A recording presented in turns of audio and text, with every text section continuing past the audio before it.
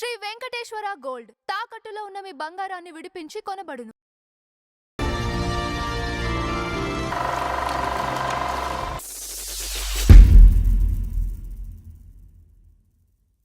నమస్కారం నందాచంద్ర గారు. నమస్కారం అంజబాబు గారు. మరి ఈ రోజు మన ఫ్లాష్ బ్యాక్ లో ఎవరి గురించి మాట్లాడుకుందాం అండి? ఏమండి ఈ మధ్య మీరు తేడాగా మాట్లాడుతున్నారేంటి? ఎవరి గురించి మాట్లాడుతున్నారు? నన్ను అడుగుతున్నారు. కొంచెం తేడాగా ఉందండి మీ వ్యవహారం. ఉందా? అయితే ఈ రోజు ఆ తేడాకి సంబంధించిన వ్యక్తి గురించే మాట్లాడుకుందాం. మాడా గారు మరి అది డైరెక్ట్ గా చెప్పొచ్చు కదండి. మళ్ళీ నన్ను టెస్ట్ చేయడం ఎందుకు? ఓకే, కరెక్ట్, పర్ఫెక్ట్ వేలో వచ్చింది. మాడా వెంకటేశ్వరరావు గారు. వెంకటేశ్వరరావు గారు ఒక్కొక్క క్యారెక్టర్ కండి. ఒక క్యారెక్టర్ ఇప్పుడు పాతాళ భైరవి చూస్తే రంగారావు గారికి మాంత్రికుడు క్యారెక్టర్ ఎంత పేరు వచ్చింది, అలాగా ఈ పువ్వుల పున్నయ్య క్యారెక్టర్కి చిల్లరకోటి చిట్టమ్మ అనే డ్రామాలో దాసం గోపాలకృష్ణ గారు రచన. అది ఆంధ్రప్రదేశ్లో ఆడని వాళ్ళు ఎవరు లేరు, ఇంక్లూడింగ్ మా గురువు గారు. మా గురువు గారు పువ్వుల పున్నయ్య క్యారెక్టర్. అయితే ఇక్కడ అడ్డొస్తున్నాను ఒకటండి. ఫస్ట్ లో క్లారిఫికేషన్, ఆయన యాక్చువల్ గా ఆయన బిహేవియర్ క్యారెక్టర్ పరంగా ఇది తప్ప క్యారెక్టర్ బాబు క్యారెక్టర్ ఆర్టిస్ట్ గా చేశాడు ఆయన. అదే క్యారెక్టర్ లో తేడా, క్యారెక్టర్ లో తేడా. మనిషి అయ్యో సూపర్, బ్రహ్మాండమైన పర్సనాలిటీ. ఇంజనీర్ అండి బాబు. అదే ఆయన అంటే ఎలక్ట్రిసిటీ డిపార్ట్మెంట్ లో ఇంజనీర్ ఆయన. ఆ క్యారెక్టర్ చేయటం అంత ఈజీ కాదండి. ఈజీ కాదు. పైగా అసలు ఎంత బాగా చేశాడనండి, ఆ క్యారెక్టర్ తోటి ఒక 10 సంవత్సరాలు ఆయన ప్రోగ్రాంలు ఇవ్వని ప్రాంతం లేదు అక్కడ దేశం అంతా. ఆ క్యారెక్టరే ఇప్పటికి. ఆ క్యారెక్టర్ ఎవరైనా చెప్పుకోవాలంటే ఫస్ట్ లో మాడాగానే చెప్తారు. మాడా చెప్తారు. ఎవరన్నా తేడా గురించి చెప్పాలనుకోండి, తేడా అని చెప్పరు, మాడా అని చెప్తారు కదా. అవును, సినిమాల్లో చాలా ఉపయోగించారు. యాక్చువల్ గా ఆయన ఇంటి పేరు అది. ఆయన ఇంటి పేరుని ఇప్పుడు మీరు తేడా అన్నారు కదా, తేడా కాదు, ఏంటి మాడాలాగా మాట్లాడుతున్నాడు అని అంటారు తప్ప తేడా అన్నారు. Correct correct correct. అంటే ఇంత పాపులారిటీ, అంటే ఆ ఎక్స్ప్రెషన్ లో అంత పాపులారిటీ వచ్చింది. ఏమండి ఆ తర్వాత జయచిత్రతో పోటీ పడి నటించాడు ఆ సినిమాలో, చిల్లరకోటి చిట్టమ్మ. ఏమండి అలాంటి వ్యక్తి గురించి, అదే ఒక క్యారెక్టర్ ఒక లైఫ్ని సెటిల్ చేస్తుందనడానికి ఉదాహరణ మాడా వెంకటేశ్వరరావు గారి ఈ పువ్వుల పున్నయ్య క్యారెక్టర్. చూడు పిన్నమ్మ పాడు పిల్లడు పైన పైన పడతానంటాడు. ఒక రాత్రిలో తీసామండి ఈ సాంగ్, నేను కూడా పని చేశాను. ఏమండి ఏంటి బాయా నా కుక్కలు చెప్పులు ఎదుగుతాయి, నక్కలు బొక్కలు ఎదుగుతాయని ఏంటిది అంటాడు. ఇలాగుంటాయి ఆయన డైలాగ్. ఈయన తూర్పుగోదావరి జిల్లా కడియం దగ్గర దొళ్ళ గ్రామంలో 1950లో జన్మించాడు ఈయన. ఆయన తర్వాత విద్యాభ్యాసం కూడా ఏడిద ఆ పక్క గ్రామాల్లో హై స్కూల్ ఉంటుంది కదా, మండపేటలో చదివేశాడు ఆయన. చదివిన తర్వాత అక్కడే ముద్దబ్బాయి అని ఒక నాటిక పాపులర్గా నటించాడు ఆయన స్కూల్ కల్చరల్ యాక్టివిటీస్లో. నటించి బాగా పేరు పొందాడు ఆయన నటనకి. అక్కడి నుంచి ఇక ఆయన వెనక్కి తిరిగి చూడలేదు, ఎక్కడ పడితే అక్కడ నాటకాలు వేసేయటం. ఈ ప్రాథమిక విద్యాభ్యాసం అయిపోయింది కదండి, అయితే రాజమండ్రి ఆర్ట్స్ కాలేజీలో బిఏ చదివాడు. బిఏ చదువుతూ కల్చరల్ సెక్రటరీగా కూడా పనిచేశాడు ఆయన, కల్చరల్ ఆర్ట్స్ సెక్రటరీ కాలేజీలో. కాలేజీ ఆడిస్తే అనేక నాటకాలు ఆడటం ఇలా వేస్తున్న తర్వాత ఇక్కడి నుంచి ఆయన ఏం చేశాడంటే కాకినాడ ఇంజనీరింగ్ కాలేజ్ చదివాడు. అనేక సంస్థల నాటకాల్లో కూడా వేసిన తర్వాత గండికోట జగన్నాథరావు గారు అని పెద్ద ఆర్టిస్ట్ ఉన్నాడు. ఆయన శిష్యుడిగా నాటకాల్లో గండికోట జగన్నాథరావు గారు అంటే పెద్ద ఆర్టిస్ట్. ఆయన నాటకాల్లో బాగా పేరు పొందిన ఆయన శిష్యుడుగా పేరు పొందాడు ఆయన. ఆయన ఇన్స్పిరేషన్ గండికోట ఇదివరకు పాపులర్ సినిమాలో కూడా బాగా పేరండి. కలకత్తాలో నటించాడు ఆయన. ఏమండి ఇక కాకినాడ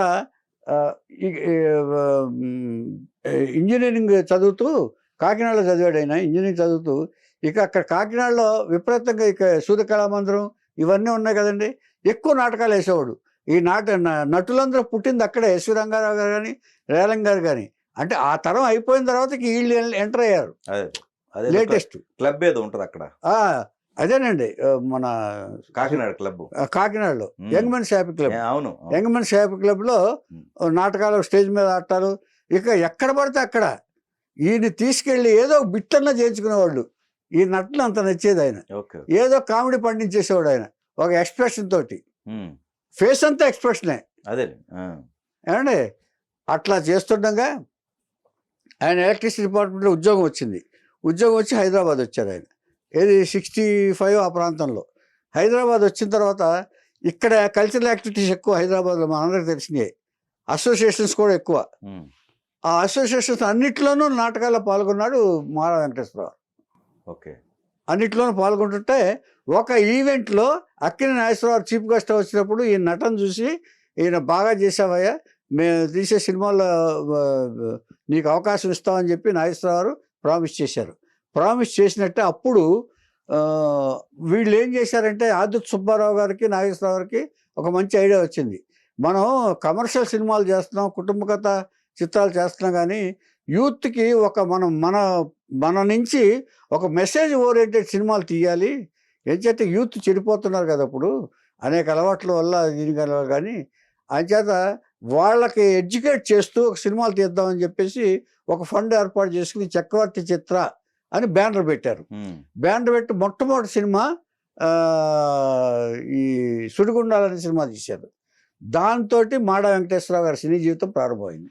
నాగేశ్వరరావు గారు అన్నమాట ప్రకారం మాడా వెంకటేశ్వరరావు గారికి అవకాశం ఇచ్చారు. ఓకే. దేంట్లో సుడిగుండాల సినిమాలు.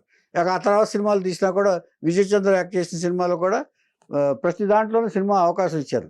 ఇక హైదరాబాద్లో తయారైన జై జవాను, తర్వాత అమాయకురాలు, తర్వాత ఈ కె విశ్వనాథ్ గారు ఉండమ్మ బొట్టు పెడతా, ఈ వరుస సినిమాలన్నింటిలోనూ కూడా ఆయన మాడా వెంకటేశ్వరరావు సినిమాలు చేశారు.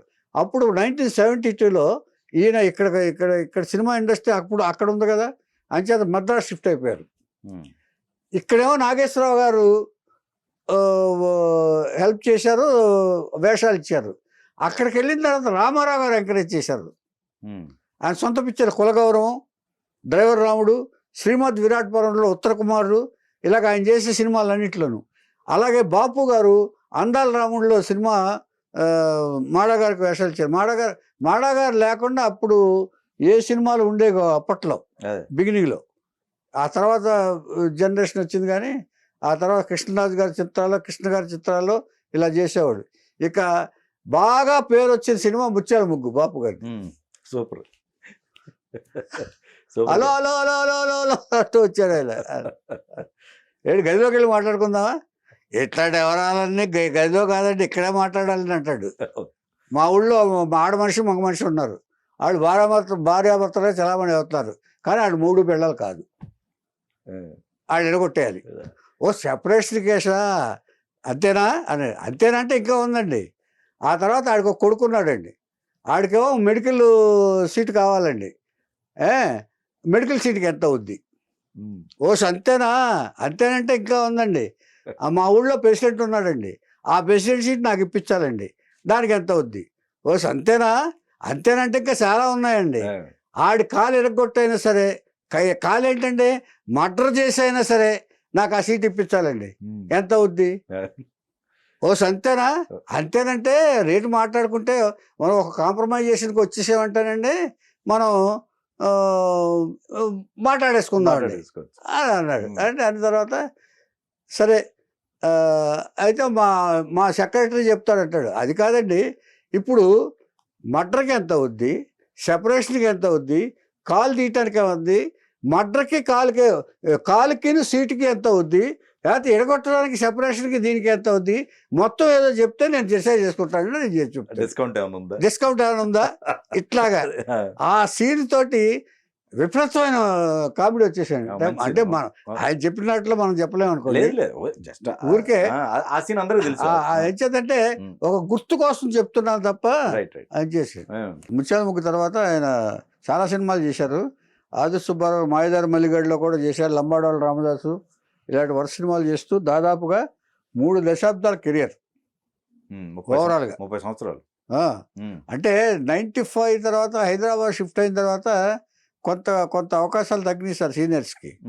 ఓవరాల్గా హైదరాబాద్ షిఫ్ట్ అవ్వడం అనేది, అంటే హైదరాబాద్ షిఫ్ట్ అయినా కూడా ఇక్కడ కొత్త జనరేషన్ వచ్చేసింది. అప్పటికి వీళ్ళ ఓల్డ్ జనరేషన్ అయిపోయి కొత్త జనరేషన్ వచ్చేసింది ఆర్టిస్టులు.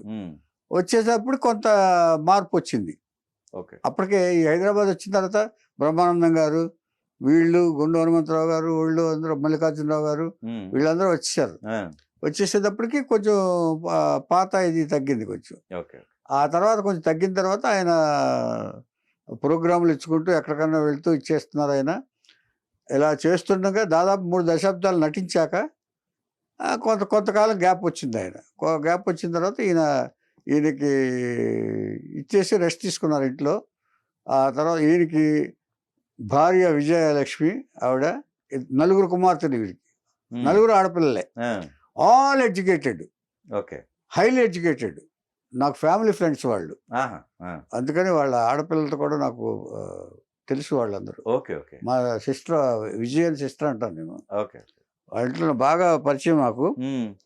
అంచేత చాలా హైలీ ఎడ్యుకేటెడ్, సంస్కారవంతమైన ఫ్యామిలీ వాళ్ళది. వాళ్ళు ఇంటి పక్కన ఇప్పుడు ఇల్లు. వాళ్ళు ఇండస్ట్రీ వైపు రాలా అస్సలు. వాళ్ళ ఫాదర్ లాగా ఒక్కొక్కళ్ళు MA, BA, డాక్టర్ అలా చదివారు. అట్లా వెళ్ళిపోయారు. ఓకే. మొత్తం అందరూ ఎడ్యుకేటెడ్. ఓకే. ఓకే. ఆడపిల్లలు అదేలే. ఒక ఇంట్లో 4 హైలీ ఎడ్యుకేటెడ్ ఉంటే దాన్ని బట్టి ఆలోచించుకోండి ఒకసారి. Right, right. ఏమండి, ఇంత పుస్తకాలు చదివేవాళ్ళు, నేను చాలా మెచ్చుకునేవాడిని వాళ్ళ పిల్లల్ని. ఏమండి, అలాగా చేస్తూ ఆయన ఇక అనారోగ్యంతో 2015లో ఆయనకి తప్పదు, వయసు తెచ్చిన సమస్యలతోటి ఆయన 2015లో మరణించాడు ఆయన. ఓకే. ఓకే. 2015 అంటే దాదాపుగా 65 సంవత్సరాలు బతికాడు ఆయన. 1950లో జన్మించాడు, 65 సంవత్సరాలు బ్రతికి అంటే విపరీతంగా పనిచేశారులేండి. ఇప్పుడు వీళ్ళు ఎందుకు 65, 75కి పోతారంటే, ఈ హాస్య నటుల కంటే నాగేశ్వరరావు గారు అంటే కొంచెం కంట్రోల్ చేసుకునే ఇది ఉంటుంది, రామారావు గారి కంటే ఉంటుంది. కానీ ఈ మిగతా జనరేషన్, మిగతా ఆర్టిస్టులందరికీ కూడా 10 సినిమాలు చేయాల్సి వస్తుంది. వీళ్ళు నాగేశ్వరరావుతో చేయాలి, రామారావుతో చేయాలి, కృష్ణ గారితో చేయాలి, కృష్ణరాజు గారితో చేయాలి. ఈ ఒత్తిడి ఎక్కువ ఉంటుంది. అంచేత వాళ్ళకి ఎక్కువగా ఏజ్ ఉండే అవకాశాలు తక్కువ. మిగతా వాళ్ళందరూ నాగేశ్వరరావు 90 ఏళ్ళు బతికారు, ఆయన 72 ఏళ్ళు రామారావు బతికారు. 72 ఏళ్ళు తనంటే అనేకమైన కారణాల వల్ల. కానీ వీళ్ళందరూ కొంచెం ఎర్లీగానే పోయారు. వీళ్ళు ఫ్యామిలీ హ్యాపీగా ఇప్పుడు మోహన్ బాబు ఇంటి పక్కన ఒక పెద్ద బిల్డింగు కట్టుకున్నారు. ఆయన ఫిల్మ్ నగర్ సైట్ ఇచ్చారు కదా వాళ్ళు బాగా కట్టుకుని వాళ్ళు ఏదో ఇచ్చేస్తే ఫ్యామిలీ బాగా హ్యాపీగా ఉన్నారు వాళ్ళు. అందరూ మాకు బాగా తెలిసిన వాళ్ళు. ఇది మాడా గారి చరిత్ర.